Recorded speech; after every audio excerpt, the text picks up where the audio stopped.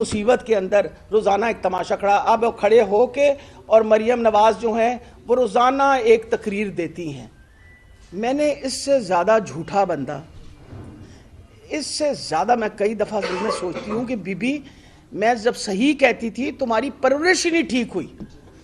اگر تمہاری پرورش ٹھیک ہوتی تو تم ایسا نہ نکلتی. تمہارے باپ نے پہلے دن سے بتایا تھا کہ 2 نمبر کام ہو سکتا ہے. تم بھولنا مت، جب تمہارا داخلہ ہو رہا تھا نا کنیڈ کالج میں تو تب بھی تم نے یہی کام کیا تھا. ابا جی میرا داخلہ کرا دو. تو ابا جی نے جب کہا کہ جی انہوں نے کہا جی نمبر کم ہے، تو انہوں نے کہا جی پرنسپل کو ہٹا دو.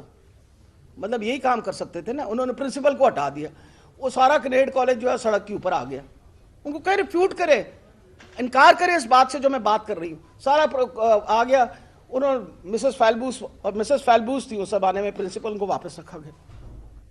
پھر یہ چلی گئی وہاں. آپ کو پتہ ہے فوج، یہ کہتے ہیں نا ہم اسٹیبلشمنٹ کے خلاف ہے، وہ چلے گئے سی ایم ایچ کے اندر. ایک خاص طور پہ جو ملٹری میڈیکل کالج تھا اس کے اندر ایک سیٹ بنائی گئی ان کے لیے. یہ وہاں جا کے داخل ہو گئی کیونکہ نمبر کم تھے، ایف ایس سی میں نمبر کم تھے، اس کی وجہ سے ان کو وہاں لے کے گئے. اس کے بعد ان کی مائگریشن کرا the king Edward medical college کے اندر، جس کا سب سے ہائیسٹ میرٹ ہوتا ہے.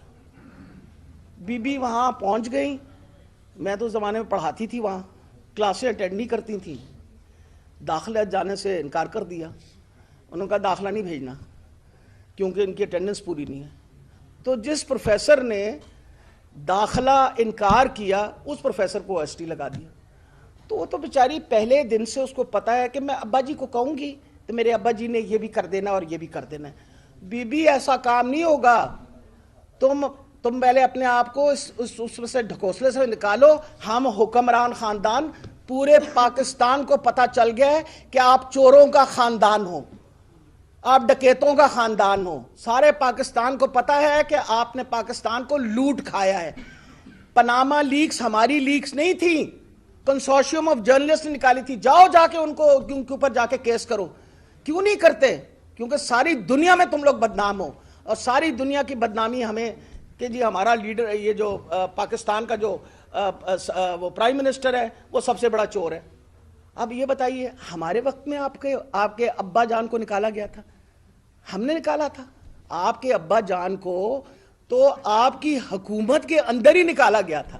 اور ساتھ ہی آپ نے اسحاق ڈار کو جلدی سے وہ اپنا یہ کیا نام ہے، انہوں نے جو ہمارے آج کل ان سے ناراض ہیں، خاقان عباسی صاحب نے جہاز میں بٹھایا اور جلدی سے ان کو ادھر پہنچا دیا. وجہ یہ تھی کہ 2002 کے اندر اپنا اسحاق ڈار صاحب نے آلریڈی، آپ کو پتہ ہے، وعدہ معاف گواہ بنے ہوئے تھے اور انہوں نے باقاعدہ سائن کر دیا تھا حدیبیہ پیپر ملز کا. یہ ساری باتیں جو میں کر رہی ہوں نکال لیں ان کو کہیں میں جھوٹ بول رہی ہوں تو میں بتاتی ہوں آپ کو. Come and sit with me and debate with me on دس.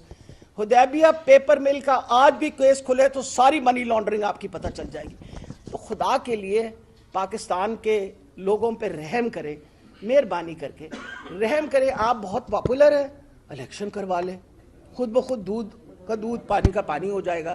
آپ پہ اگر کوئی ایسی میں نے غلط بیانی کر دی ہے تو میں موجود ہوں. آپ ڈیفیمیشن کا کیس کر دیں کہ آپ کی بڑی بدنامی اور بے عزتی ہو رہی ہے. پر میں آپ کو یہ بتا دوں کہ پاکستان کے لوگ نہ بہرے ہیں، نہ گونگے ہیں، نہ نابینے ہیں. انہوں نے سب کچھ دیکھ لیا اور سب کچھ پہچان لیا ہے. اور یہ آپ نے آسے پاسے جو چھان بورا اکٹھا کیا ہوا ہے نا، اگر آپ کا خیال ہے اس کی وجہ سے آپ سروائیو کر جائیں گے تو بھول جائیں. الیکشن کراؤ، خود ہی پتہ چل جائے گا. آپ پاپولر ہوگے تو الیکٹ ہو جاؤ گے، نہیں پاپولر ہوگے تو دوسری پارٹی الیکٹ ہو جائے گی. پاکستان کی عوام کا یہ حق ہے. تو آخر میں آپ سب کا شکریہ ادا کرتی ہوں اور میں یہ بتانے لگی ہوں آپ کو، آخری، not last but not the least,